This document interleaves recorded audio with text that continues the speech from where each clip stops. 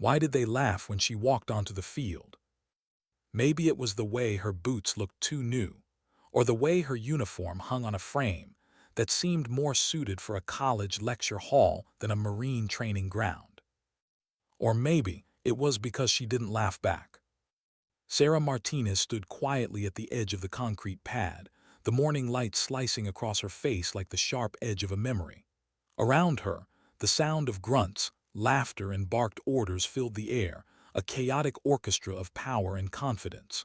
35 soldiers, most of them men, warming up for what everyone called the grinder, the place where arrogance went to die and respect was earned one bruise at a time. She didn't speak, didn't fidget, didn't flinch. Her brown eyes tracked every movement, calculating, calm, almost too calm. The Marine Corps Martial Arts Program, MCMAP. 2 weeks of punishing drills, close combat, weapon disarms, and psychological endurance. Recruits came from every branch: Rangers, SEALs, Marines. And then there was her 5'4", 120 pounds, Army insignia on her sleeve, ponytail tied neat and low. Already she could feel the stares, the smirks. Someone muttered, "Hope she packed tissues." Another voice, lower, answered, "Nah, she won't last past lunch." Sarah had heard it all before. It wasn't the first time someone underestimated her. It probably wouldn't be the last. When the whistle blew, she lined up with the rest of them, posture straight, expression unreadable. The lead instructor, Gunnery Sergeant Williams, stepped forward. His voice carried across the field like a cannon blast. "Listen up, over the next 2 weeks we're going to see what you're made of. This isn't about looking cool or throwing fancy kicks for TikTok. This is about survival, real combat. You do this wrong out there, you die. You do it right, you go home." He was a mountain of a man, tall, scarred, and made of something that looked harder than steel. His eyes swept across the line, stopping on each face, weighing it, dissecting it. When he reached Sarah, he paused, not long, but long enough that everyone noticed. Somewhere behind her, a Marine chuckled. Williams didn't. "Some of you think you've got this handled because you've been in a few bar fights or watched a YouTube tutorial," he said. "Here's the truth. Half of you won't make it through the week. The other half won't ever forget what you learn here." A few of the bigger Marines grinned, nudging each other. One of them, Corporal Jackson, a walking wall of muscle and tattoos, whispered to his friend, "Hope she doesn't break a nail." Sarah's expression didn't change, but inside something stirred, a slow tightening in her chest that wasn't anger. It was focus, the kind her grandmother used to call warrior stillness. Her grandmother, Rosa, had always said, "The world doesn't see what's quiet, mija, but the quiet ones, they see everything." Sarah saw. She saw the way Jackson's weight shifted on his heels, confident, careless. The way Sergeant Williams favored his left knee, an old injury. The way the air shimmered with heat, making mirages dance on the concrete. Every detail mattered, because one day, one detail might save her life. "Pair up," Williams barked. "Let's see what you've got." Instantly, recruits formed groups matching size for size, strength for strength. The rule of survival: pick someone who won't embarrass you. Within seconds, everyone had a partner. Everyone except Sarah. She stood alone, the lone figure in a sea of motion. And for a moment, the field grew quieter, as if the air itself was waiting to see what she'd do. A tall, nervous-looking Army specialist named Peterson finally approached her. He wasn't mocking, just unsure. "Guess it's you and me," he said, offering a tentative smile. "That works for me," she answered simply. Behind them someone laughed. "That's cute, Army daycare." Jackson again. Sarah ignored it. Words were just air. They only cut you if you let them in. Williams demonstrated a grappling maneuver, his movements efficient and lethal. Every motion had weight, every step had purpose. "This is about control," he said, "not power. Put your opponent down and keep them there." Sarah watched closely, the way she used to watch her grandmother train in their backyard. the way Rose's hands flowed like water, not wind. When the demo ended, Peterson shifted uncertainly. "You are ready." Sarah nodded, "Always." He lunged carefully like someone sparring with glass, but hesitation was its own weakness. She stepped sideways, hip-checked, pivoted, and suddenly, Peterson's back hit the mat. The sound was loud, final. He blinked up at her, startled. "Whoa, you actually know what you're doing." "A little," she replied softly, helping him up. 10 minutes later, Peterson was sweating, laughing, and a little bruised, and Sarah hadn't lost a single exchange. Her movements were smooth, deliberate, never wasted. Around them, a few Marines started watching, Jackson among them. "Hey, Williams," Jackson shouted. Peterson, not giving her a real fight. Maybe she wants someone who's not afraid to hit back. The laughter that followed was sharp and cheap. Sarah kept her eyes down, jaw tight. Williams' gaze flicked between them. "Rotation's part of training anyway," he said evenly. "Martinez, you're with Thompson next round." Thompson was another Marine, shorter than Jackson, solid build, the kind of fighter who looked like he'd been born in a gym. He gave her a small nod of respect. "Ready." "Always." He attacked fast, no playing around. Sarah countered faster. Her body moved before her thoughts did, muscle memory born from years of repetition under her grandmother's unforgiving eye. Each motion clean, efficient, purposeful. When Thompson went for a takedown, she shifted her balance, caught his arm, and turned his own weight against him. He hit the mat hard. The watching Marines grew quieter. No laughter now, just curiosity. "Nice move," Thompson said, panting. "What was that?" "Redirection," she said simply. "My grandmother's style." They sparred again, 10 minutes of back and forth until the whistle blew. Thompson had managed one clean takedown. Sarah had 6. Williams' eyes narrowed thoughtfully. He didn't say it out loud, but she could tell. He was impressed. Thompson went to grab water, passing Jackson on the way. "You might want to rethink what you said about Martinez," he muttered. "That girl knows what she's doing." But Jackson just smirked. "We'll see tomorrow." Later, as the recruits took their break, Sarah sat under a patch of shade near the edge of the field. She could hear them talking, low voices, sharp edges. "There's no way she's that good. She's probably playing light." Thompson just being polite. Peterson sat down next to her, offering his canteen. "Don't let them get to you," he said. "Some of these guys have never trained with women before." She smiled faintly. "I'm used to it." And she was. From grade school to boot camp, from gym mats to live fire drills, people always doubted her. It wasn't hate, not always. Sometimes it was just the comfort of assumption. That night, as the sun bled out across the Pacific sky, Sarah lay in her bunk, staring at the ceiling. Her muscles ached, her hands were raw, but her mind was quiet, focused. She thought of her grandmother's voice again, the rhythm of her words as she corrected her footwork in that dusty backyard. "You don't fight people, mija. You fight their mistakes. Wait for them to give you one, then make them regret it." The memory was warm and sharp all at once, like firelight against rain. But beneath it all was something else, a whisper she couldn't shake. A sense that this place, this test, was about more than proving herself. It was about something larger, something she couldn't name yet. She closed her eyes. Outside, the wind moved across the training field, stirring the dust. Tomorrow, the real challenges would begin. And somewhere in the laughter, in the doubt, in the silence of her own determination, she would find out exactly what kind of warrior she really was. Why did he keep looking at her that way, as if every move she made was a personal insult? Maybe because the first day had ended with her name being whispered around the barracks like a rumor no one wanted to believe. Or maybe because Jackson had never lost to anyone he didn't already despise. Morning came early. The sun wasn't even up when the whistle screamed through the cold air.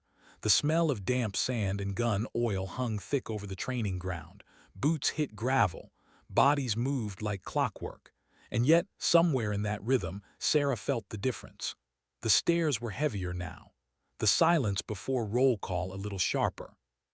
She stood in formation, face expressionless, hands clasped behind her back.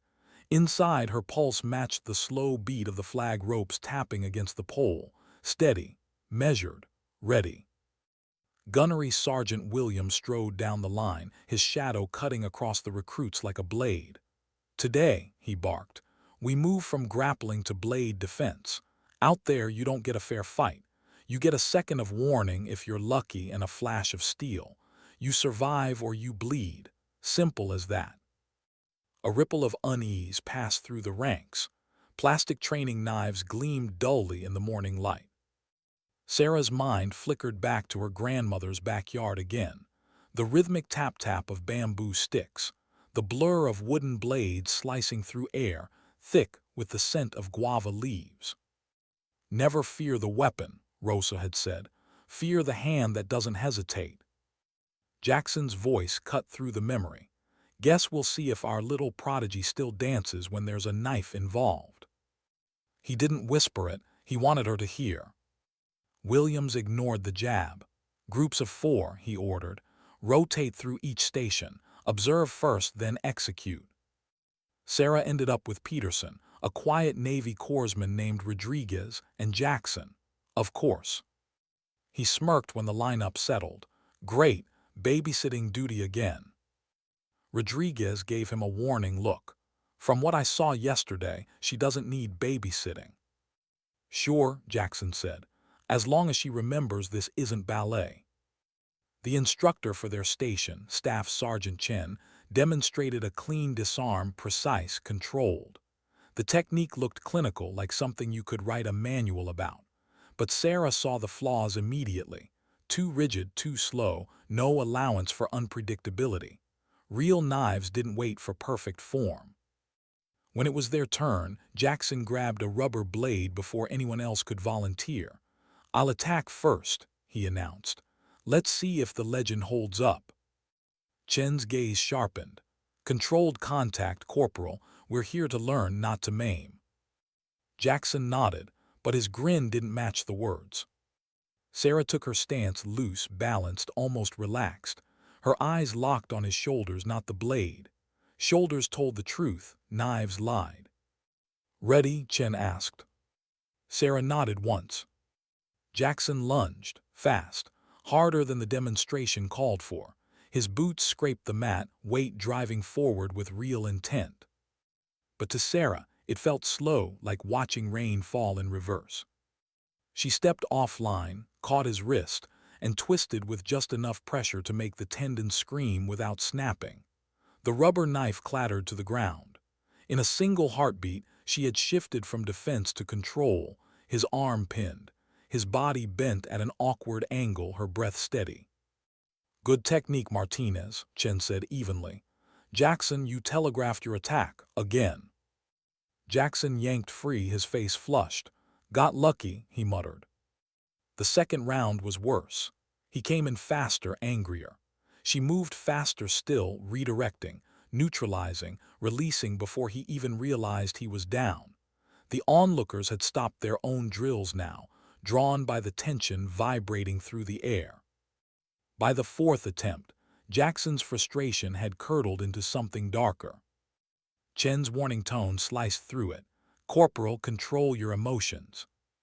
"With respect, Staff Sergeant," Jackson said tightly, "I think Martinez is getting cocky. Out there, opponents won't be using rubber knives." It wasn't a comment, it was a threat wrapped in regulation, the kind that smelled like trouble. Sarah said nothing, but the faintest muscle in her jaw ticked. "One more round," Chen ordered, "then rotate." When Jackson moved this time, he didn't just lunge, he attacked. A blur of aggression, full weight behind it. But Sarah was already moving, her instincts years older than his anger. She sidestepped, redirected his wrist, and used his own speed to drive him past her. His balance vanished.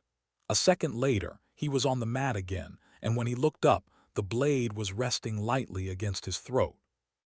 The silence that followed was almost holy. Chen's voice was low but clear. "Excellent control, Martinez, though that last move isn't in our manual." Sarah eased back, offered her hand. "My grandmother taught me a few additional techniques, Staff Sergeant." Jackson ignored the hand and stood on his own, humiliation burning in his eyes. Training moved on, but the air had shifted. What had begun as skepticism had turned into uneasy respect, and in Jackson's case, something closer to obsession. By lunch, everyone had heard. Peterson and Rodriguez sat with Sarah at one end of the mess hall. Across the room, Jackson and his crew occupied the other, voices low, laughter sharp. You could feel the divide like a crack forming in the foundation. "You need to be careful," Rodriguez said quietly. "Jackson's the kind who doesn't like being shown up, especially by someone he thinks shouldn't be here." Sarah stirred her coffee, eyes on the metal cup. "Then it's his problem to fix." Peterson leaned forward. "You don't understand. He's popular. Guys look up to him. If he turns this into a grudge match." She met his eyes. "I didn't come here to win popularity contests. I came here to learn." Outside, the afternoon sun had burned away the morning chill. The second half of training focused on multiple opponent drills. Controlled, supposedly. But Sarah noticed how Jackson's group lingered nearby, how they rotated themselves closer whenever she stepped into a new formation. Coincidence until it was. Her turn came. 3 opponents, simulated ambush scenario. The exercise called for restraint, evade, disable, disengage. But the men facing her came in too hot, aggressive, beyond protocol. Jackson's influence was obvious. Sarah's movements turned razor-sharp. Footwork, distance, timing. She pivoted through the trio like a shadow with a heartbeat, touching pressure points, redirecting force. One man stumbled backward, clutching his wrist. Another froze mid-strike, shocked by the speed of her counter. When the whistle blew, even Williams looked impressed. "That's control," he said. "No wasted motion, no ego." Jackson's jaw tightened. That night the barracks were louder than usual. Stories spread faster than truth. Some called her lucky, others said she was hiding something, special treatment, inside knowledge, maybe even staged drills. Jackson fueled every rumor he could. Peterson found her sitting on her bunk, lacing her boots for lights out. "He's not going to let this go," he warned. Sarah smiled faintly. "Neither am I." Sleep didn't come easy. The whispers echoed against the metal walls long after the lights dimmed. Somewhere down the hall, Jackson's laughter punctured the quiet, low, mocking, dangerous. Sarah reached for her phone, thumb hovering over her grandmother's contact. She hesitated. Then she called. "Lola." "Mija," came the soft voice from 1,000 miles away. "How is the fire treating you?" "It's hot," Sarah admitted. "Some of them don't think I belong here." Rosa chuckled, a warm, gravelly sound that always carried steel underneath. "Then you show them what a Martinez woman is made of. Remember, the strongest steel is forged in the hottest fire." Sarah closed her eyes, letting the words settle. "They're not just doubting me, Lola. They hate that I make them doubt themselves." "Good," Rosa said. "Doubt is the first crack in arrogance. Let them live with it until it breaks."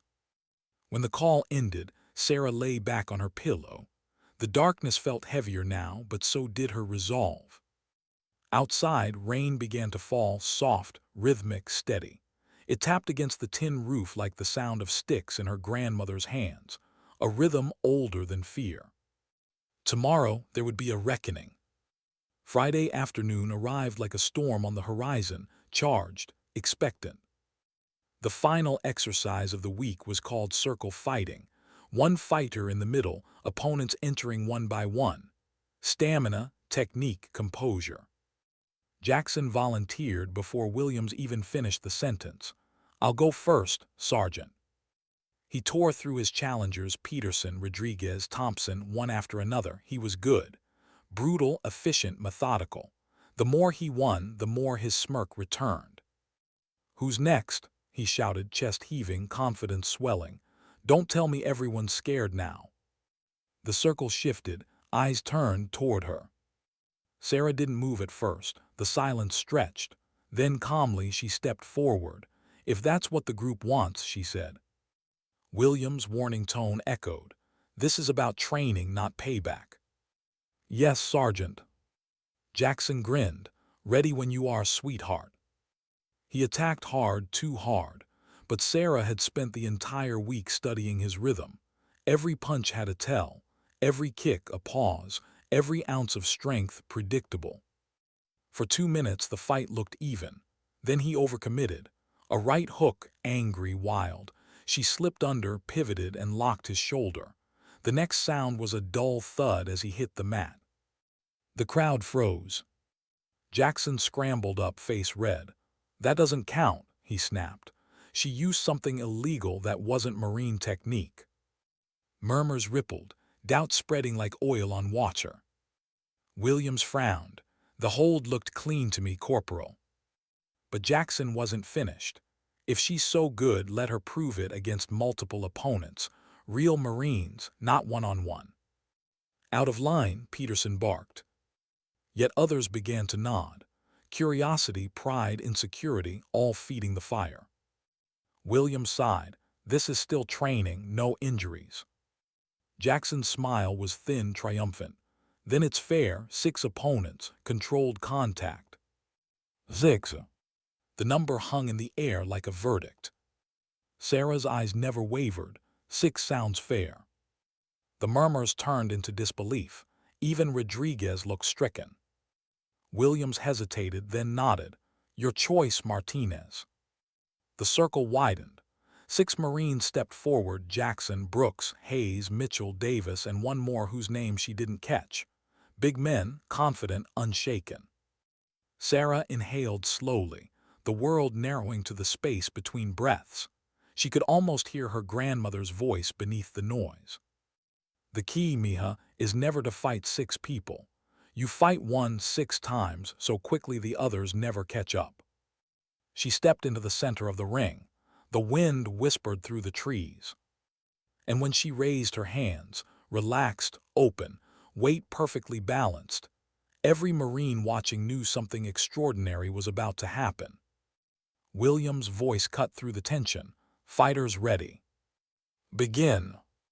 And then the world exploded into motion. "Begin." For a heartbeat, nothing moved. Then 6 Marines lunged as one. Dust burst from the ground as boots slammed into concrete. Jackson led the charge, his roar cutting through the silence. Brooks came from the left, a human battering ram. Hayes circled from the right, fists tight, eyes cold. The others fanned out like wolves around prey. But Sarah didn't retreat. She moved forward. The decision stunned everyone, including her attackers. Instead of backing away from 6 oncoming bodies, she stepped toward them, her motion fluid, deliberate, almost slow until it was. Brooks reached her first, his hand outstretched to grab and crush. But Sarah ducked low, sweeping her leg in a movement that looked impossibly light. His knees buckled.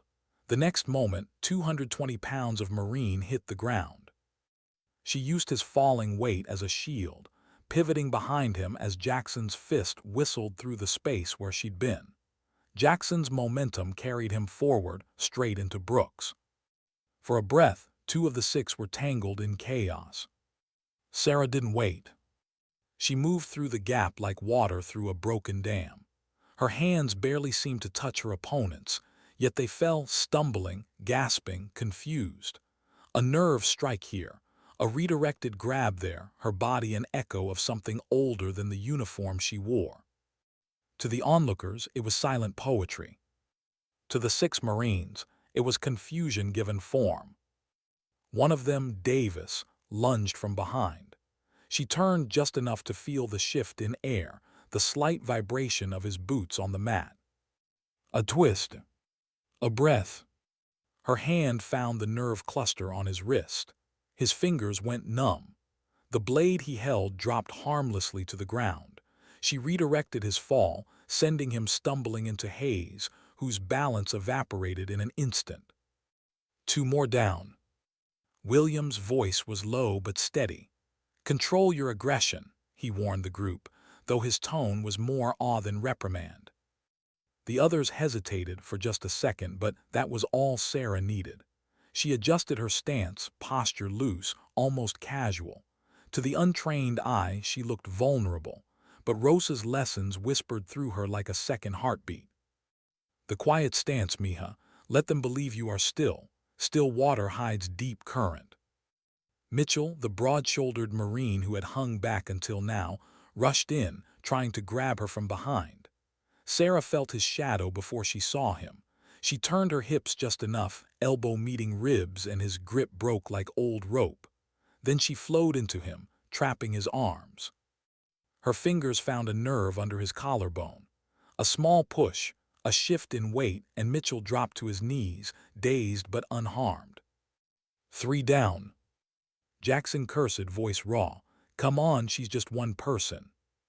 He surged forward again, fury and pride outweighing reason. His punches came wild now, heavy and predictable. Sarah saw each one in advance, every muscle telegraphing intent. She slipped beneath his guard, struck three short bursts, rib, shoulder, thigh, each precise, each cutting power from his limbs like flipping switches. Jackson froze. His right arm went limp. His left leg gave way. He stared down, disbelief in his eyes. What the hell?" "Filipino martial arts," Sarah murmured. "Limb destruction, my grandmother's gift." He hit the mat again. Only Hayes and Brooks remained standing, the first cautious, the second enraged. Hayes moved like a boxer, head bobbing, keeping distance. Brooks circled left, searching for an opening. They had stopped underestimating her now. For the first time, Sarah's breathing deepened. Sweat slicked her palms, though her eyes stayed calm. Her heart wasn't racing, it was listening. Every breath of wind, every scrape of a boot on concrete, data.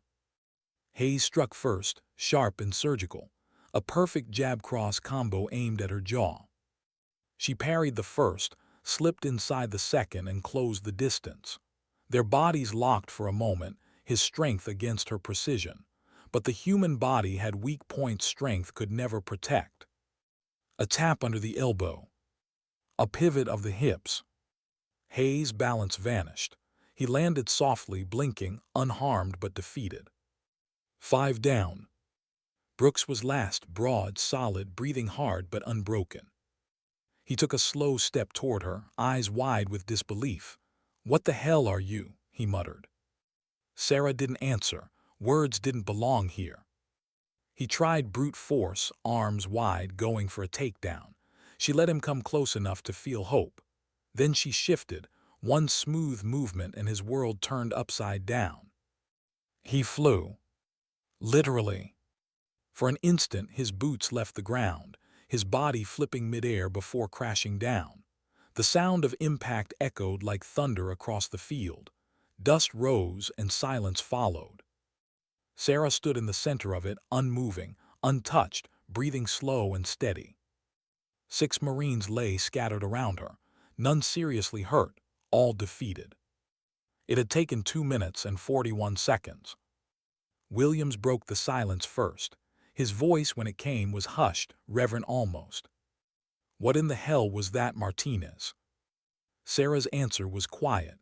"Filipino martial arts, Sergeant. My grandmother taught me." The crowd exhaled, like they'd been holding their breath. Peterson grinned. "I've never seen anything like that." Rodriguez shook his head. 6 against 1, and it wasn't even close. Jackson sat on the ground, rubbing his shoulder, trying to make sense of what had happened. For the first time, his eyes held no mockery, only confusion, maybe even a trace of respect. "How?" he asked softly. "How did you do that?" Sarah met his gaze. "You assumed I was weak, but strength isn't just about size. Fighting isn't just about rage. It's about what you see when everything moves too fast to think." He said nothing more. William stepped forward. Martinez, I've seen 20 years of hand-to-hand combat. That was the cleanest display of control I've ever witnessed. And then turning to the rest, let this be a lesson. Don't judge your opponent by what they look like. Judge them by what they survive. A quiet murmur of assent moved through the circle. Heads nodded. Some clapped slowly, uncertainly, until it turned into something more genuine. For the first time that week, Sarah wasn't invisible. That night, she sat alone outside the barracks. The training ground was empty now, moonlight painting the mats silver, the wind whispering through the flag lines. The place where she'd been doubted that morning now felt peaceful. Her hands rested on her knees, palms open. The bruises didn't hurt. The silence did, because silence was when memory came. Rosa's voice again, gentle but firm. One day, Mija, you'll face people who mistake kindness for weakness. When that day comes, don't raise your voice. Raise your standard. She smiled faintly, whispering into the night, I did, Lola, just like you taught me. Behind her, a voice broke the stillness. Mind if I sit? Jackson. He moved carefully, as if crossing holy ground. The arrogance was gone now, replaced by something uncertain. He lowered himself beside her, wincing slightly as his shoulder protested. I owe you an apology, he said. You don't, Sarah replied, eyes still on the horizon. I do, he insisted. I was wrong about you, about a lot of things. You didn't just beat us today, you taught us something. She turned slightly, studying his face in the pale light. The pride was still there. Marines didn't lose that overnight, but it was tempered now, reshaped into something humbler. You fought well, she said quietly, better than most. He gave a short laugh, not well enough. Silence settled between them, the kind that carried respect instead of tension. Where'd you learn that stuff? He asked after a while. My grandmother, she said, back home in New Mexico. She taught me that fighting isn't about hurting, it's about ending hurt. Jackson nodded slowly. Guess I needed to hear that.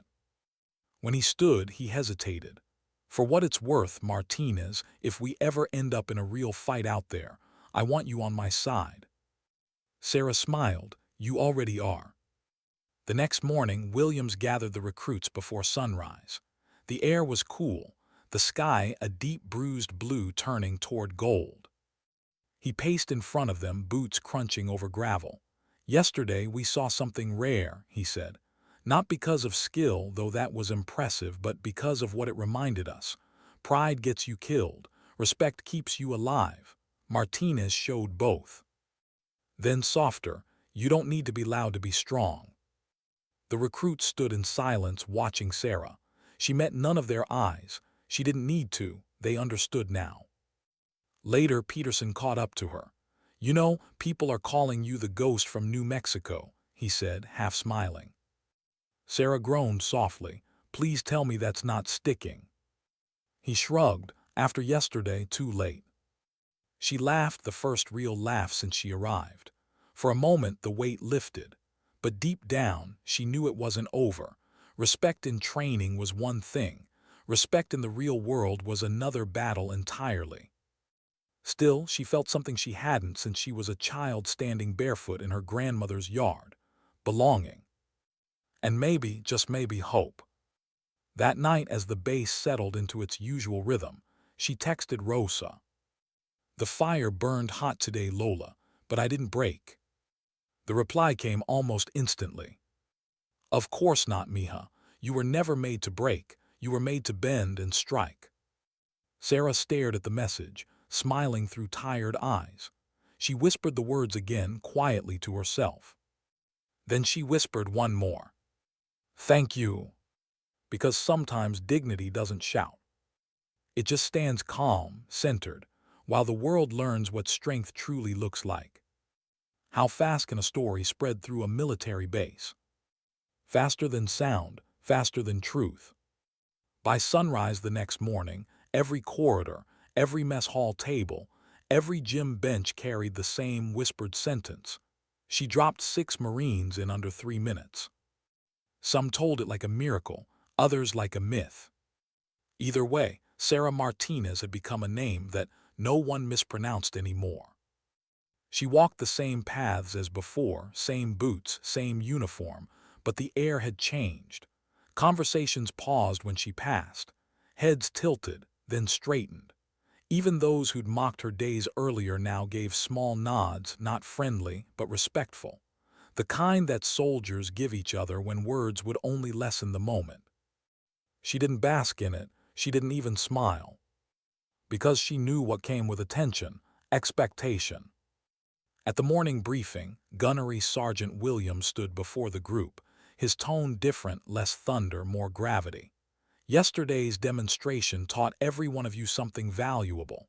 You learned that technique beats brute force, that discipline beats ego, and that real strength isn't loud. He paused, looking at her. Then simply, Martinez, you reminded us why we train, not to impress but to endure. Good work. That was all he said. But in the language of Marines, that was everything. After dismissal, Peterson caught up to her, his grin impossible to hide. You know what they're calling you now. Sarah sighed. I don't want to know. The whisper. She blinked. The what? He laughed, because nobody saw you move but everyone felt it. She rolled her eyes. Great, another nickname I didn't ask for.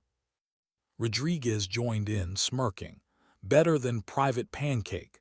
That's what they're calling Brooks after that flip. Even Sarah laughed at that, soft, brief but real. For a few days things calmed, training continued. The drills grew harder, more complex, more demanding, but something subtle had shifted, the energy of the group. When they practiced disarms or choke holds, Marines now asked her for advice. The same hands that had once pointed and mocked now gestured in respect. And though Jackson said little, his silence was no longer hostile. It was thoughtful. Late one evening, as the recruits filed out of the training yard, he stopped her. Hey, he said, awkwardly scratching the back of his neck. I, talked to Sergeant Williams. Told him I wanted to run drills with you tomorrow. Real drills. No ego, no garbage, just learning.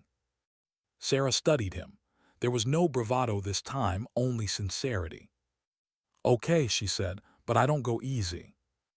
I'm counting on that. The next morning they sparred side by side. Jackson was strong, undeniably so, but more cautious now, more deliberate. And when he stumbled, he didn't curse. He asked, How did you shift your weight like that? Show me again, slower. They trained for hours. When it ended, sweat ran down both their faces, and the tension that had defined them from day one was gone. He offered his hand. You're the real deal, Martinez. I've trained with Rangers and SEALs, and none of them move like you. She shook it steady. Then maybe it's time you learn where strength really comes from. He nodded quiet. Yeah, maybe it is. That night, she sent a message to her grandmother. Even the ones who mocked me are listening now. The fire's not burning me anymore, Lola. It's forging me. The reply came almost instantly. Good, fire doesn't choose. It consumes or refines. You decided which one you'd be. Sarah smiled at her phone, then at the stars above the barracks window. For the first time since arriving, she felt peace, a stillness that wasn't weakness, but earned quiet. 2 weeks later, the program ended. Graduation wasn't a ceremony, just a handshake, a few signatures, and a long look in the mirror that told each recruit who they had become. When Sarah received her completion badge, Sergeant Williams gave her a rare half-smile. I've been in the Corps 20 years, he said. Never seen anything like what you did out there. You've got something special. Don't waste it. She saluted, yes, sir. But as she turned to leave, he added, and, Martinez, tell whoever taught you that they raised a warrior worth remembering. Her throat tightened. I will, sir. That night she called Rosa again. Her grandmother's face appeared on the small screen, aged, wrinkled, but her eyes still sharp as ever. You look different, mija. How so? like someone who has stopped apologizing for being strong. Sarah exhaled softly. I think I just learned that I don't have to prove it every time. Sometimes it's enough just to know it. Rosa nodded slowly. Yes, that is wisdom and the hardest lesson of all. They talked for an hour, switching between English, Spanish, and the soft rhythm of Tagalog phrases that carried the weight of generations. Rosa told stories of her own father fighting during World War II, of the nights she trained barefoot in the dark because soldiers weren't allowed to practice her people's martial arts openly. We learned to be silent warriors, Rosa said, to fight without showing, to win without boasting. Now you, Mija, must teach the world that silence can roar too. Sarah smiled through tears she hadn't expected. Lola, if you'd been here, you'd have laughed. 6 Marines all down in 2 minutes. Rosa's laughter filled the call, proud, delighted. 6, huh, and they still walk. You've grown merciful. I learned from the best. A month later, while stationed briefly at Fort Benning, Sarah received unexpected orders. Transfer, Marine Corps Combat Development Command, Quantico, Virginia. At first she thought it was a mistake. She was Army. Why would the Marine Corps call her up? Then the letter came. A formal invitation, requesting her assistance in designing new hand-to-hand training protocols integrating unconventional combat systems. It was signed by Colonel Martinez, no relation, but an officer whose reputation was as sharp as his discipline. Sarah's world shifted again. When she arrived at Quantico, she was met with curious eyes, senior instructors, officers, men who'd been fighting longer than she'd been alive. But they didn't laugh this time. They'd heard. The colonel himself greeted her in a conference room filled with mats and whiteboards. Staff Sergeant Martinez, he said, shaking her hand firmly. We've reviewed your file and the footage from Camp Pendleton. What you demonstrated there, we think it could change how we train. Sarah blinked. With respect, sir, I just used what I knew. That's exactly why it matters, he said. Authenticity beats theory, always has. He gestured toward the mats. We're building a program that merges traditional martial arts with modern combat training. I want you to help lead it. The words landed like weight and wind all at once. Lead it, sir. You'll be paired with Major Thompson, yes, the same Thompson from Pendleton. Seems you made an impression. Together you'll build something new. You in. Sarah hesitated, not from fear but from reverence. She thought of Rosa, of her father, of every ancestor who had carried a blade, real or metaphorical, so that she could stand here now. I'm in, she said quietly. The colonel smiled. Good, let's get to work. Weeks turned into months. Sarah threw herself into the project, merging marine efficiency with Filipino flow. The goal wasn't to replace, but to enhance, to give soldiers tools that worked when strength alone failed. The first time she demonstrated her curriculum for senior officers, the room was silent. She had incorporated principles of Kali, Eskrima, and Arnis, alongside Marine CQC tactics, bridging worlds that had never shared a mat before. Her voice was calm, precise. The goal isn't domination, it's control. The fighter who controls the rhythm controls the outcome. That's true in combat and it's true in life. When she finished, the colonel stood. Outstanding work, Staff Sergeant. I think you just made history. One evening, after a long training session, Sarah found herself alone again, this time not in a dusty field, but in a sterile Quantico gym. The echo of her movements filled the space. She practiced with 2 short sticks, the same rhythm Rosa had taught her decades ago, the same tap-tap sound that had once filled a backyard in New Mexico. Each strike was a memory, each pause a prayer. When she finished, she stood still for a long time, breathing quietly, palms open to the cool air. Her phone buzzed, a new message from Jackson. Saw the article in Marine Corps Times. Congratulations, we're running your drills out here now. I still can't land a clean hit on anyone who's trained your way. Guess you were right." She smiled. "It was never about being right, Jackson. It was about being ready." Then she turned off the lights, the gym fading to darkness, only the echo of her steps remaining. A few weeks later, Rosa flew in from New Mexico. It was her first time seeing Quantico, and the first time seeing her granddaughter not as a student, but as an instructor. Sarah met her at a small Filipino restaurant near base. When Rosa entered, small and frail but eyes blazing with pride, the entire room seemed to shift around her. "Lola," Sarah said softly, standing. They embraced, long, wordless, fierce. Rosa touched the ribbons on Sarah's uniform, her eyes glistening. "Staff Sergeant Martinez," she said with mock formality. "Your grandfather would have been proud." Sarah's throat caught. "I just hope I made you proud, too." "You already did," Rosa said, "the day you refused to shrink for anyone." They ate slowly, talking about family, home, and legacy. Rosa listened as Sarah explained her new role, the training systems, the philosophy, the potential for global cooperation. When Sarah finished, Rosa nodded thoughtfully. "So, they want you to be a teacher now?" "Yes, ma'am, like you." Rosa smiled faintly. "Then remember, the best teachers aren't the ones who speak loudest, they're the ones who listen first." Sarah took her grandmother's hand. "I'll remember." For a moment, silence wrapped around them again, warm this time, full.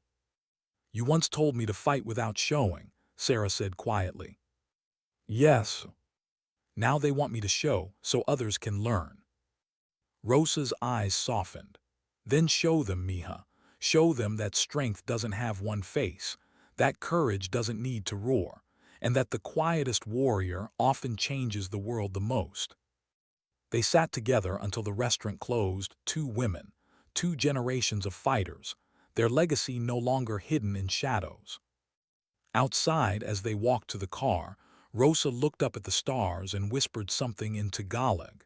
Sarah didn't catch every word, but she knew what it meant. A blessing, a passing of the torch. The fire that had once burned in a backyard in New Mexico was now lighting training halls across the world. And all because one woman refused to shrink in the face of laughter. When did she stop being a student and start being the teacher? Sarah could never pinpoint the exact moment. Maybe it was the morning she corrected a major stance in front of a room of officers, and no one questioned her. Or maybe it was the day she realized her name was being quoted in manuals she hadn't written yet. At Quantico, time moved differently. Days were consumed by teaching, nights by reflection. The Cultural Martial Arts Integration Program, the one she had built from the ashes of doubt, was now officially part of Marine Corps training. They called it CMAIP. Sarah preferred something simpler. To her, it was just the bridge. The bridge between strength and understanding, between the new and the ancient, between noise and silence. Every morning began the same way. Before sunrise, Sarah walked the training mats alone. The echo of her boots followed her, steady, measured, rhythmic. She carried no weapon. Her hands were enough. When the recruits filed in, they found her already there, standing quietly in the center of the room, watching the light crawl through the high windows. Her lessons were unlike any other instructor. "Today," she would say softly, "we train not just the body but the intention." Someone would smirk, always someone. And then, 15 minutes later, that same someone would be on the mat, staring at the ceiling, wondering how a woman half their size had just dismantled their stance with a motion too quick to see. Sarah didn't gloat. She helped them up, corrected their footing, and said the same thing every time. Power isn't what you force, it's what you allow. Some of them didn't understand at first. Others, the quieter ones, the ones who listened, carried those words into their next deployment, into their next fight, into their next decision to choose discipline over destruction. By mid-year, Sarah's program had expanded beyond Quantico. Bases across the country were adopting her curriculum. Reports came in from field units, soldiers who'd used her techniques in real combat, surviving encounters that might have ended otherwise. Colonel Martinez called her into his office one afternoon, holding a thin stack of folders. "These are testimonials," he said. "Dozens of them, units from Okinawa, Djibouti, Germany, all crediting your methods." Sarah glanced at the folders, then looked away. "It's not about credit, sir." He smiled. "I know, that's why you're the right person for this." She hesitated. "For what, sir?" He slid a document across the desk. "Promotion order, Major Sarah Martinez." The words blurred for a second before she blinked them back into focus. "Major," she said softly. "You've earned it," he said simply. "And we're establishing CMAIP as a permanent division. You'll be the director, full authority over staff, curriculum, and partnerships." It was everything she'd worked for, everything Rosa had dreamed of for her. And yet, as she stood there holding the paper, she felt a strange weight in her chest. Not pride, not fear, something else. Responsibility. When she left the office, the corridors seemed quieter than usual. Her footsteps sounded heavier. She passed a window overlooking the training yard, recruits moving in formation, sweat gleaming on their faces. She remembered being one of them, invisible and underestimated. Now they looked up to her, literally. And that terrified her more than any fight ever had. That night she sat in her quarters long after lights out. Her uniform hung neatly on the rack, the new insignia still crisp and bright. The glow of her desk lamp pooled across an open notebook, sketches, training notes, phrases she wanted to include in the next curriculum cycle. But the words blurred as her thoughts wandered. When she was 6 years old, she used to train barefoot in her grandmother's yard. Dust and laughter, sunlight and pain, Rosa's voice guiding her. Never show off. When people see too much, they stop seeing the truth. Now cameras followed her demonstrations. Journalists requested interviews. She refused them all. Still, her name was spreading faster than she could control. Major Martinez had become a kind of symbol for women in combat, for cultural fusion, for quiet resilience. She admired what that meant for others, but she didn't know what it meant for her. Because symbols don't sleep, and they don't feel the ache of what they give away. The next morning, during a leadership workshop, one of her students, a young lieutenant named Harper, asked a question that caught her off guard. "Ma'am," he said, "how do you carry everyone's expectations without breaking under them?" The class went silent. Even the air seemed to pause. Sarah looked at him for a long moment, then walked to the whiteboard. She drew a small circle. "This," she said, "is what the world expects of you." Then she drew a larger circle around it. "This is what you expect of yourself." She turned, meeting his gaze. "The problem is, most people spend their lives trying to make the inner circle smaller, to fit what others see. But real discipline is the opposite. You make the inner circle bigger, so big that the world's expectations fit inside it, not the other way around." Harper nodded slowly.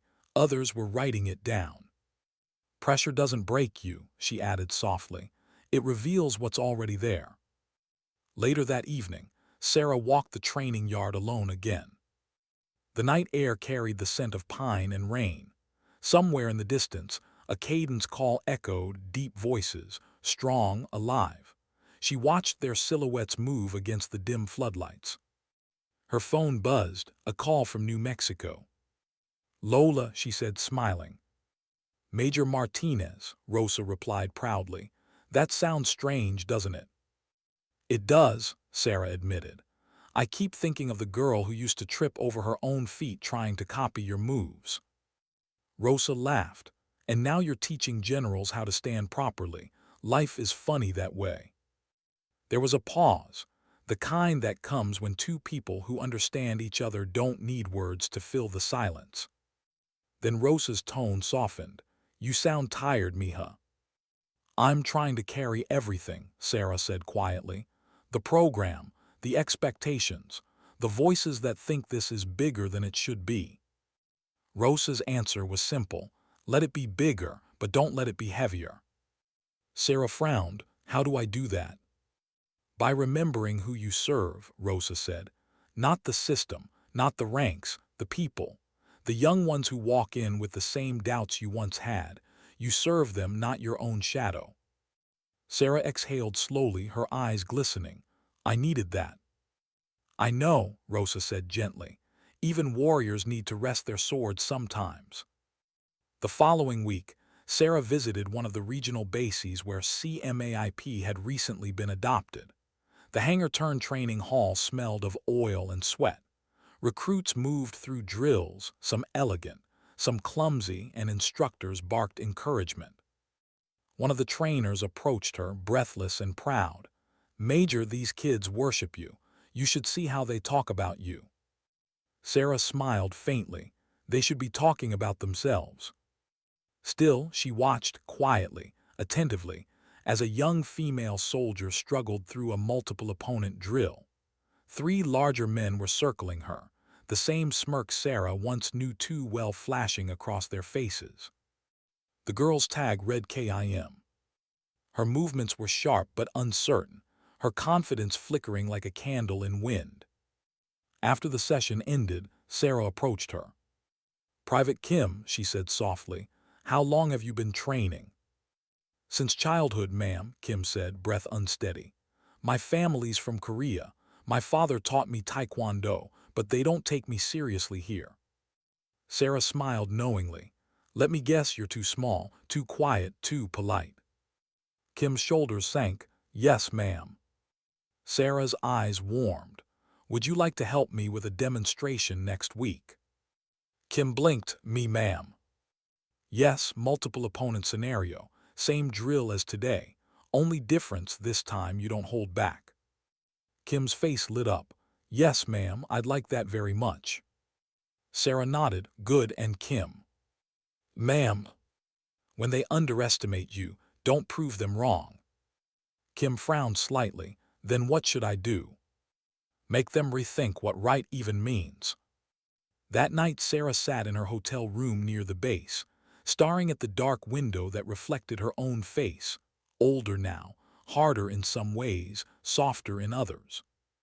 She thought about the girl from New Mexico, the laughter she endured, the bruises that shaped her, the voice that told her she wasn't enough. And then she thought about Kim, standing where she once stood, facing the same storm. Legacy wasn't about being remembered. It was about making sure someone else didn't have to fight the same battle alone. She reached for her phone again, sending a text to Rosa. Met a young soldier today who reminds me of me. Quiet, underestimated. I think she's ready for her fire. The reply came moments later. Then hand her the torch. You don't carry light forever, you pass it on. Sarah smiled, tears welling as she whispered into the dark. I will, Lola, I promise. She turned off the lamp. The city outside glowed faintly under the moon, small lights scattered across the darkness like fragments of purpose. Each one a story. Each one a quiet warrior waiting to be seen. And somewhere in that quiet glow, Sarah realized something she hadn't before. That every time she taught someone else to stand taller, she healed the part of herself that once had to stand alone. What does it feel like to watch your own story happen again? Only this time, you're on the sidelines. Sarah didn't know until that morning. The hangar was alive with the hum of voices and the metallic echo of boots on mat. Floodlights cut sharp beams across the floor. The air smelled of oil, chalk, and adrenaline. Recruits gathered in a wide circle, energy buzzing, anticipation thick. Today wasn't just another drill. It was demonstration day. And in the middle of that circle stood Private Kim, the quiet one, the one everyone underestimated. Sarah stood near the edge, arms crossed, her gaze steady.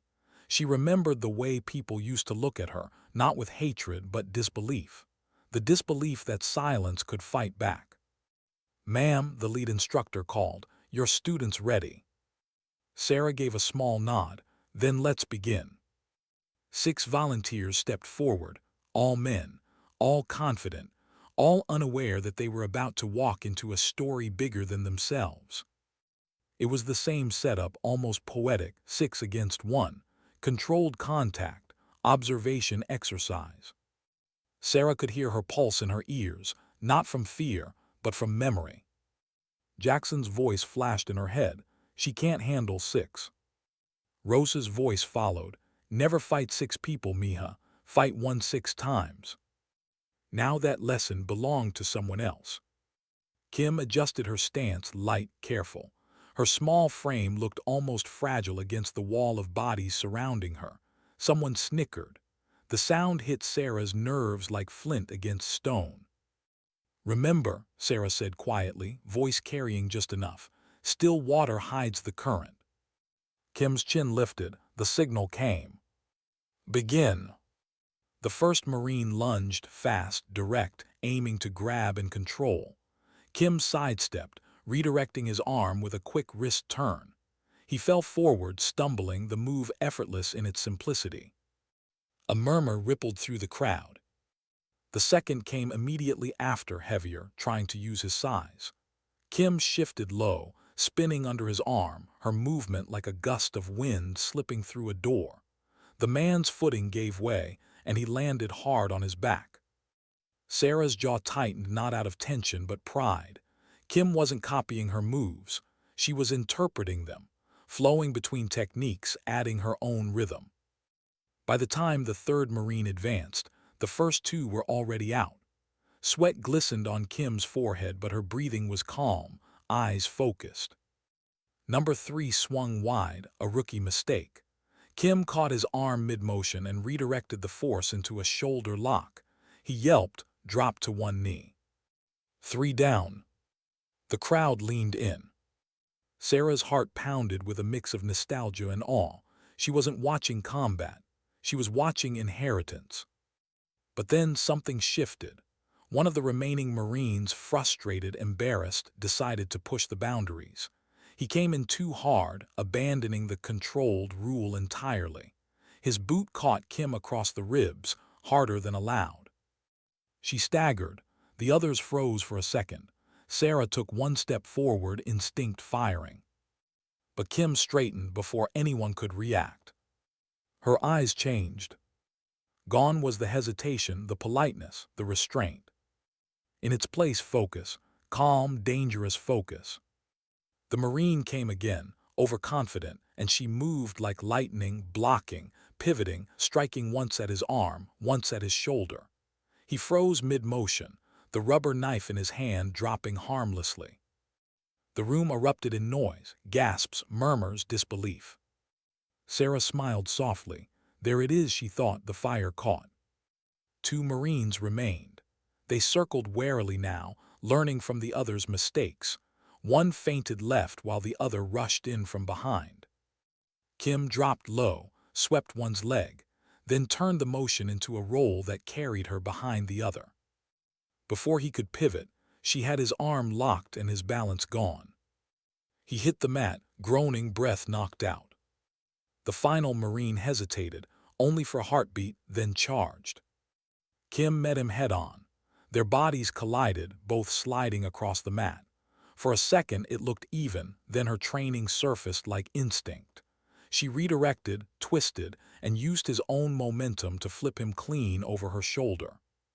He landed hard, the whistle blew. Silence. For a moment no one moved. The sound of her breathing filled the hall, steady, quiet, alive. Then the recruits broke into applause.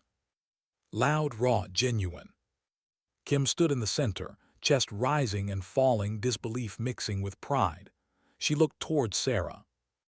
Sarah nodded once, slow, deliberate, proud. Kim bowed slightly, the gesture small but full of meaning. Afterward the recruits crowded around her. Some congratulated, some asked how she'd done it. Sarah stayed back, letting her students stand in the light. Colonel Martinez approached quietly. "Major," he said, voice low with respect. "She reminded me of someone." Sarah smiled. "She reminded me too." "Seems your methods work," he said. "But this was more than technique. This was belief." "It always is," she replied softly. The colonel nodded. "We're thinking of taking this program global, allied training initiatives, joint force exchanges. We'll need you to lead that." Sarah blinked. "Global? Why stop here? You've built something that bridges cultures. That's diplomacy through discipline." The weight of it hit her like wind. She thought of Rosa, of the generations before them who fought to preserve these movements in hidden courtyards and dirt fields. Now those same movements were crossing oceans, in uniforms of every color. "I'll think about it, sir," she said quietly. "I know you will," he said, and left her watching Kim laugh among her peers, confident now, radiant in a way Sarah had never allowed herself to be back then. Later, as the sun set over the base, Kim found her sitting on the edge of the training field. "Ma'am." Sarah turned, smiling. "You did well today." Kim hesitated. "When he kicked me, I thought I was done. Then I remembered something you said about not proving people wrong." Sarah nodded, "And I realized I didn't need to fight them. I just needed to move the way I was taught." Sarah's eyes softened. "That's the secret." Kim sat beside her. "Do you ever stop feeling like you have to prove yourself?" Sarah looked at the horizon, long streaks of amber fading into dusk. "No," she said quietly. "You just learn that proving yourself isn't the same as losing yourself." They sat in silence a while, listening to the wind hum through the tall pines. After a moment, Kim whispered, "They said I fought like you." Sarah smiled faintly. "No, you fought like you, that's better." That night back in her quarters, Sarah called home. "Lola," she said, when the familiar face appeared on the screen. Rosa's smile lit up her wrinkles. "You sound lighter today." "I watched someone find her fire," Sarah said. "A girl who reminds me of me." Rosa chuckled softly. "Then the circle closes." "I think it's opening," Sarah said. "She'll teach others one day, and maybe they'll teach more." "Ah," Rosa said knowingly, "the river flows forward." There was a long pause. Then Rosa added, "When I was young, I thought fighting was about survival. But watching you, I see it's about continuity. You turned survival into legacy." Sarah felt tears prick at her eyes. "You started it, Lola." "I only planted the seed," Rosa said gently. "You made the forest."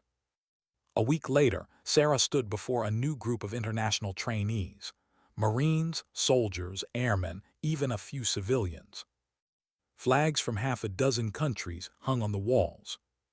She looked at them, at their nervous faces, their mixed accents, and realized something profound. This was what her grandmother meant. Fighting wasn't about victory. It was about connection. Every stance, every block, every movement was a conversation between cultures, between generations, between who we are and who we aspire to be. She took a deep breath, stepping onto the mat. "I know some of you came here expecting to learn how to fight," she began. "But fighting is the smallest part of what we do. The real lesson is in restraint, in respect, in rhythm." She paused, letting the words settle. "When you leave here," she continued, "you'll forget half the moves I show you. But if you remember this, that true strength doesn't need to shout, then you'll have learned everything I hope to teach."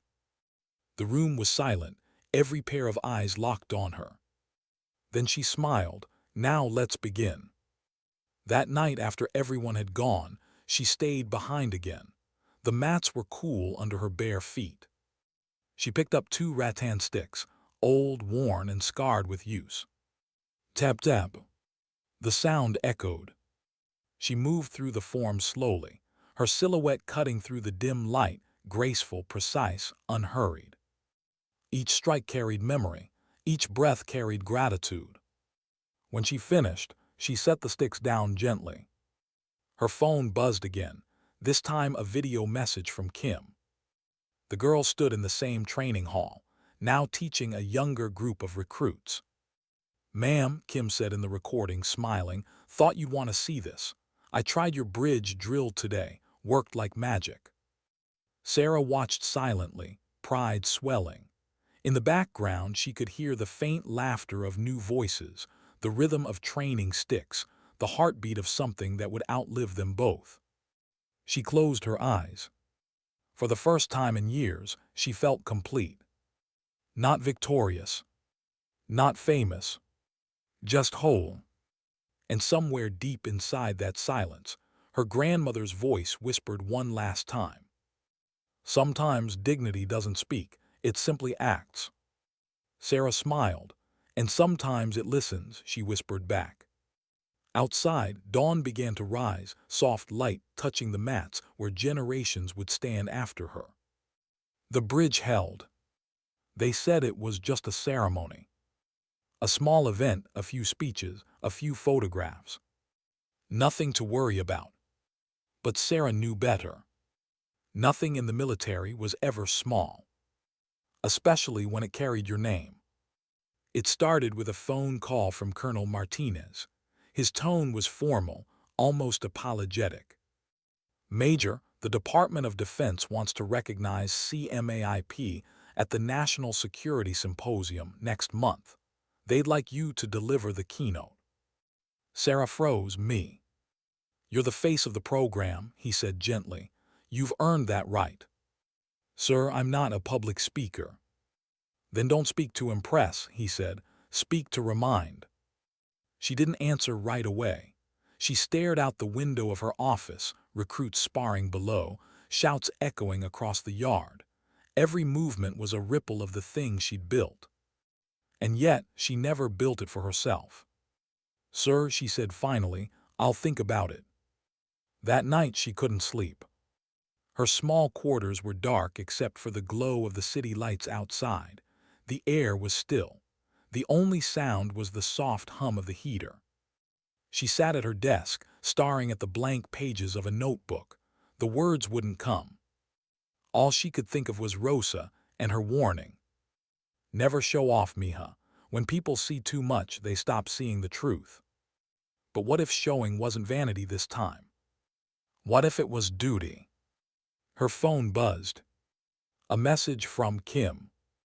"Ma'am, I heard about the symposium. You have to do it. People need to hear this from you." Sarah smiled faintly. "You think so?" "I know so. You told me once strength isn't what you force, it's what you allow. Maybe now it's time to allow yourself to be seen." She leaned back in her chair, the message echoing in her chest. Kim was right. Legacy wasn't something you hid behind. It was something you carried forward, so others could walk in its light. Weeks passed fast. She said yes. And just like that, Sarah Martinez, who once couldn't even get her peers to take her seriously, was now preparing to stand before generals, diplomats, and journalists. They gave her a uniform with a new medal on it. They wrote her biography in press releases. They called her the architect of modern combat ethics. She hated that phrase. It wasn't ethics, it was empathy. And empathy didn't make headlines. The day of the symposium arrived like a storm wrapped in ceremony. Washington, D.C., glass marble cameras. The kind of place where people applauded before they understood why. The hall was vast. Rows of uniforms and suits stretched into the distance. Flags lined the stage. A spotlight marked her path. She stood behind the curtain, her hands calm but her heart unsettled. She could hear the host's voice booming through the speakers.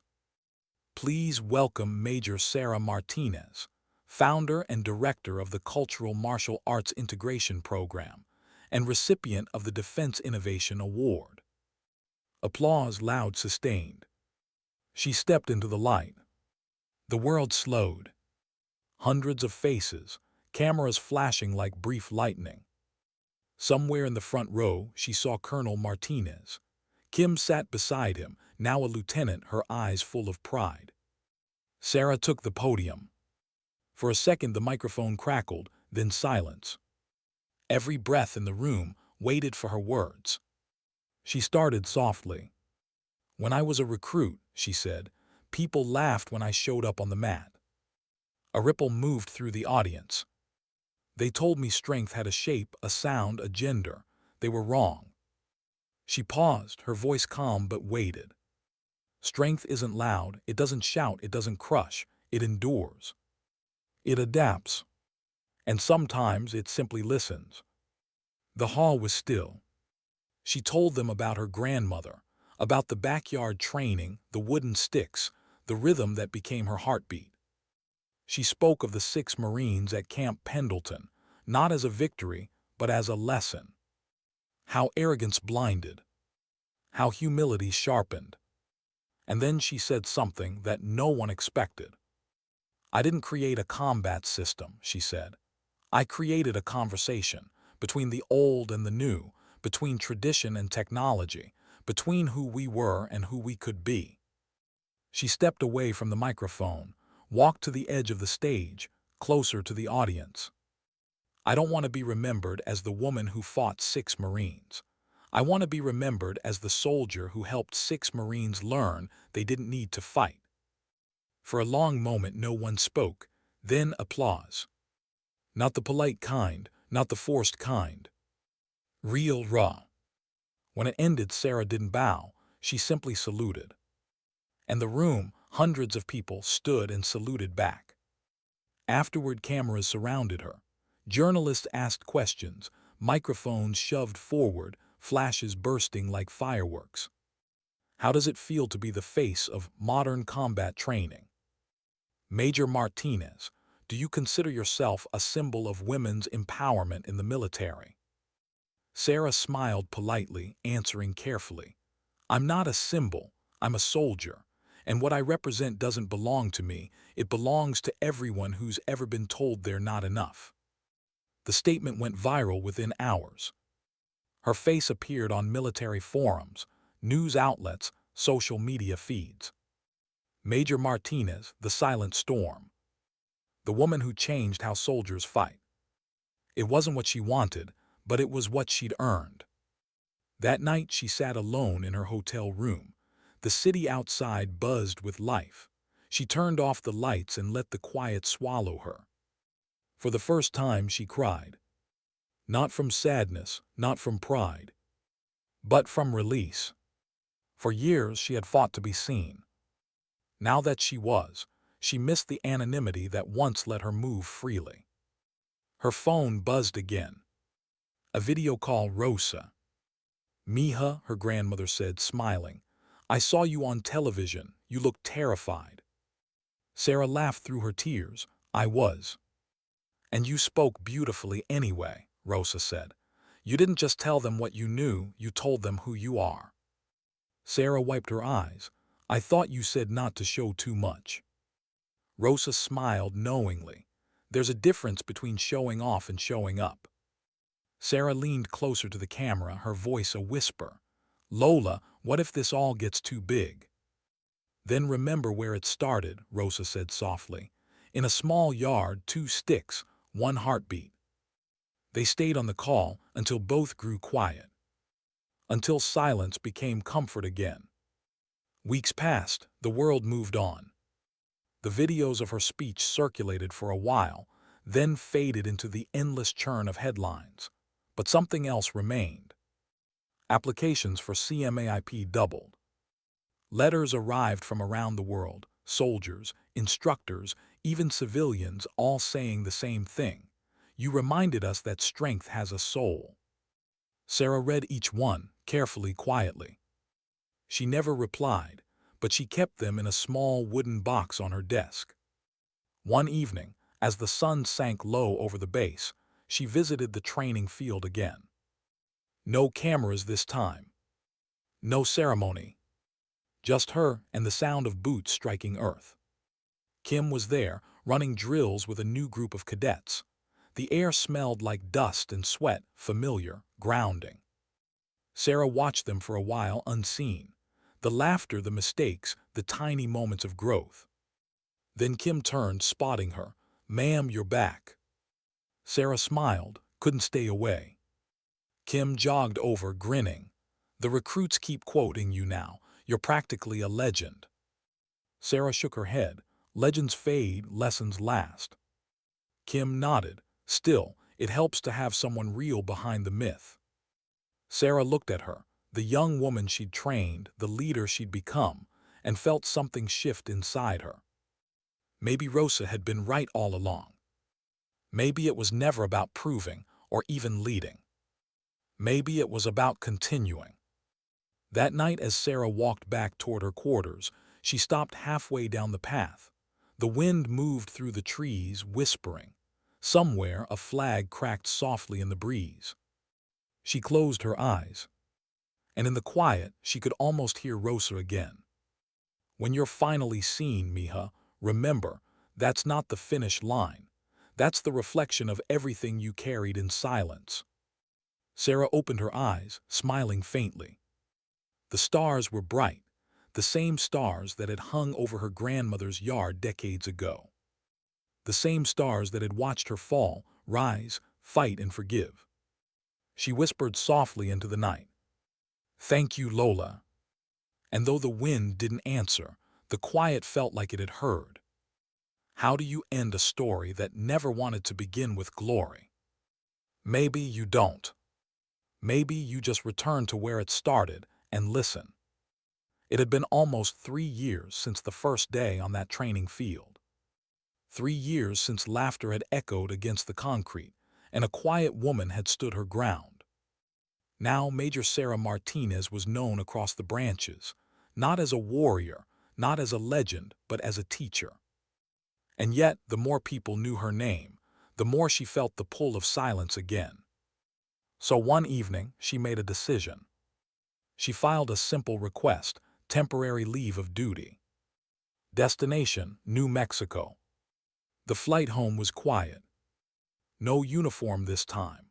Just jeans, a jacket, and a duffel bag small enough to carry everything that still mattered. When the plane descended over the desert, the sunset painted the land in copper and rose. That color, she'd missed it. The kind of color that didn't just fill the sky, it filled the soul. As the tires touched down, she felt something unclench in her chest. She hadn't realized how long she'd been holding her breath. Rosa's house looked smaller than she remembered, tucked beneath the same old guava tree, the same cracked pathway, the same smell of rain-soaked earth. She stood at the gate for a moment, duffel over her shoulder, eyes tracing every familiar corner. Then the door opened. Rosa stepped out, slower now, thinner, but her eyes still fierce. "Mija," she said softly. "Lola." They did hug right away. They just looked at each other, the kind of look that holds years between it. Then finally, they closed the distance. Rosa's arms were warm, frail, but steady. "You came back." "I had to," Sarah whispered, "before the world gets too loud again." Rosa laughed, the sound cracked but pure. "Ah, the world will always be loud, but here," she tapped her chest, "we keep the quiet." That night they sat on the porch, drinking coffee as the crickets sang. The air smelled of mesquite and memory. Rosa asked about the world beyond, about the bases, the students, the speeches. Sarah told her everything: the ceremony, the applause, the programs now expanding into Europe and Asia. And Rosa listened, proud, patient, but with a kind of sadness behind her eyes. "You've carried the flame well," Rosa said finally. "But remember, even fire needs rest." Sarah nodded, staring at the distant mountains. "I think that's why I'm here, to remember what stillness feels like." They didn't speak for a long time after that. They didn't need to. The next morning, Sarah woke before sunrise. The desert was still sleeping, shadows long and soft. She stepped outside barefoot, the ground cool under her feet. The training sticks were still there, hanging on the wall where Rosa had left them decades ago.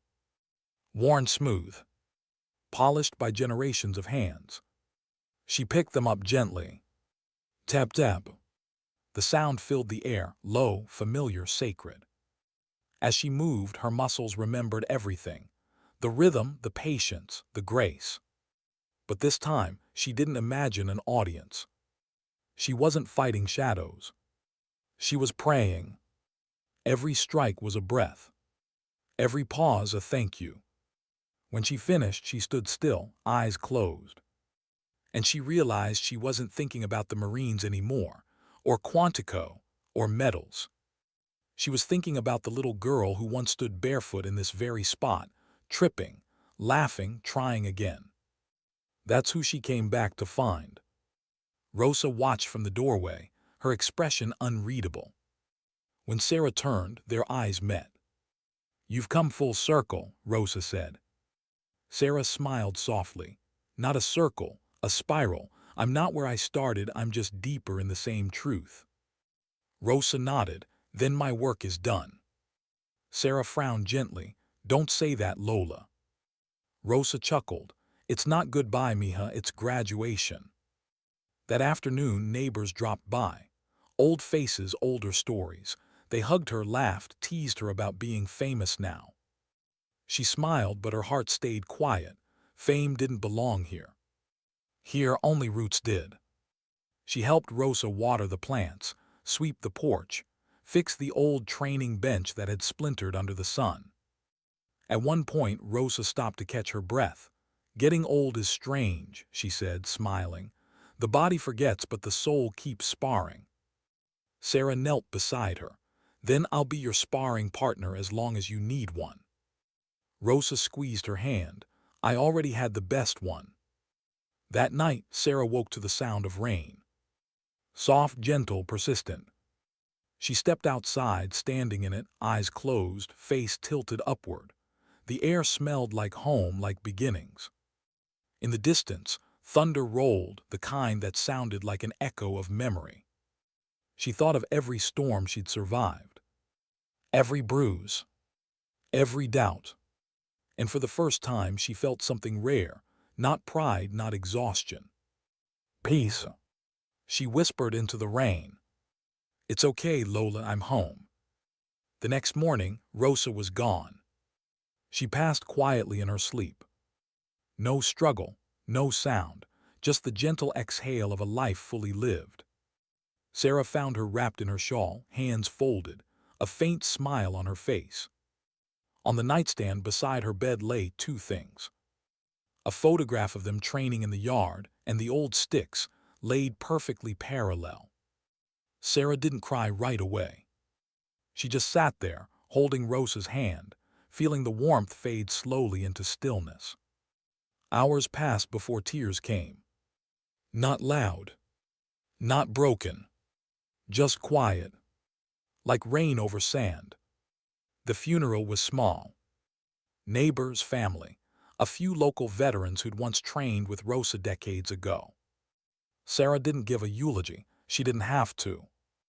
Instead, she stepped forward, lifted the rattan sticks, and performed one final form, slow, deliberate, every movement echoing love, discipline, and farewell. The sound of tap-tap carried across the field. Even the wind seemed to listen. When she finished, she whispered, "Salamat, Lola." "Thank you." And that was all. Weeks later, Sarah packed up the house. She left most things as they were: the photos, the garden, the smell of guava still drifting through the yard. But she took one thing with her: the sticks. She returned to the base quietly. No fanfare, no announcement. Her office was just as she'd left it, orderly, minimal, untouched by time. On the wall, she hung the sticks. Not as weapons, as reminders. A few days later, Kim came to visit. She saw them immediately. "They're beautiful," Kim said softly. "They belonged to my grandmother." Kim touched them with reverence. "The originals." Sarah nodded. "She'd be proud of you," Kim said. Sarah smiled faintly. I think she already was. Months passed. The CMAIP program kept growing. New instructors were hired. Kim became deputy director. Sarah began teaching less, speaking more. But even then, she never raised her voice. She knew people expected a figure of command, but what they got was something else entirely, a woman who taught through stillness. When she entered a room, soldiers instinctively straightened, not out of fear but respect, because they could feel it. The quiet, the kind that didn't demand attention, it invited reflection. And when she taught now, she no longer demonstrated just movements. She told stories. Stories of mistakes, of humility, of grace under fire. Stories of the ones who laughed and the ones who learned. Stories of a grandmother who fought wars without ever leaving her home. One evening after her final lecture of the year, a young cadet approached her, nervous, eager. "Ma'am," he said, "how do you know when you've finally arrived, when you've become what you're meant to be?" Sarah smiled, eyes soft. "You don't arrive," she said. "You return over and over to what matters most." He nodded slowly, not fully understanding. But one day he would. That night, she stood alone in the training hall again. The mats were empty, the lights dim. She picked up the old sticks one last time and whispered, "Lola, they're still listening." Then she began to move. Slow, graceful. Each strike a memory, each turn a promise. The rhythm filled the air, a heartbeat disguised as wood on air. When she finished, she lowered the sticks and smiled through tears that didn't need wiping. She whispered the words that had carried her through every silence, every storm, every scar. Sometimes dignity doesn't speak. It simply acts. Then, after a long pause, she added softly, "And when it's done acting, it teaches." Outside, dawn broke. The first light of morning spilled through the windows, touching the mats, the walls, the worn sticks in her hands. Sarah closed her eyes and exhaled. Somewhere far away, in a small yard in New Mexico, a new pair of hands might already be learning that same rhythm. The same tap-tap echoing through time. And maybe that's how legacies truly live. Not in medals, not in titles, but in the way someone else stands taller because you once refused to kneel. Strength doesn't always roar. Sometimes it whispers and the world finally listens.